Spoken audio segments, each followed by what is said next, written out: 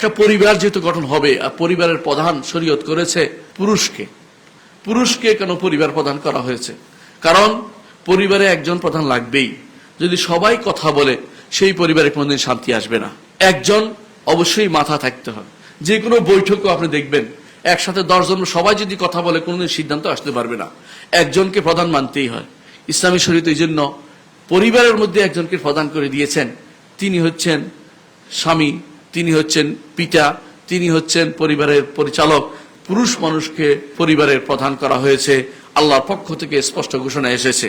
আর রিজালু কাওয়ামুনা আলান নিসা, পুরুষদেরকে নারীদের উপরে কর্তৃত্বশীল করেছে, দায়িত্বশীল করেছে। বিমা ফাদ্দাল্লাহু বা'দাহুম আলা বা'দ, সেই কারণে কেন করেছে? আল্লাহ শ্রেষ্ঠত্ব দিয়েছে পুরুষদেরকে নারীর উপরে। এটাকে বন্ধ করার কোনো উপায় নেই। দ্বিতীয়টা হারটা আসতেছে কি, অবিমা আনফাকু মিন আমওয়ালিহিম, আর এই কারণে যে পুরুষরা নারীদের উপরে খরচ করে। এখন উল্টা বলতে পারে অনেকে, আমি তো আমার স্বামীর উপরে খরচ করি, কিন্তু প্রথম অংশ কি করবে যেখানে বলা হয়েছে বিমা ফাদ্দাল্লাহু বা'দাহুম আলা বা'দ, যে কোনো মূল্যে খরচ না করলেও স্বামীর মর্যাদা সব সময় উপরে রাখতে হবে। এটা আল্লাহর পক্ষ থেকে স্পষ্ট নির্দেশ।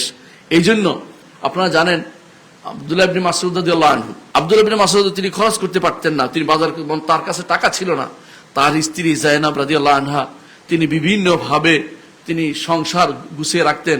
তার ইয়াগুলো দেখতেন, প্রাণীগুলো দেখতেন, যেগুলো গৃহপালিত প্রাণীগুলো দেখাশোনা করতেন। এমনকি রাসূল কাউকে আব্দুল্লাহ ইবনে মাসউদকে বলেন না যে তুমি কেন খরচ করতেছ না, বলে নাই। যদি খরচ করেও তাহলে নারী তার পরিবারের প্রতি ইহসান, দয়া দেখাচ্ছে। এমনকি যখন তিনি বাইরে খরচ করতেন, দান করতেন, তখন আব্দুল্লাহ ইবনে মাসউদ রাদিয়াল্লাহু আনহু বলেছিলেন যে তুমি যদি কোনো ঘরে খরচ করতে আমাদের বেশি সওয়াব হবে। যায়েনাব রাদিয়াল্লাহু আনহা রাসূলের কাছে গিয়ে প্রশ্ন করলেন যে আমি যদি ঘরে খরচ করি আমার স্বামী বলতে বেশি সওয়াব, রাসূল বলছে হ্যাঁ এটা বেশি সওয়াব হবে। এটাতে বুঝাতে চাইলেন যে খরচ করলেই যে তুমি উপরে উঠে গেছো তা কিন্তু না। খরচ করার পরেও তোমার স্বামী তোমার উপরে কর্তৃত্ববান থাকবে, এটাই শরীয়তের নির্দেশনা। এটাকে কোনোভাবেই নিচু করে দেখার কোনো সুযোগ নেই।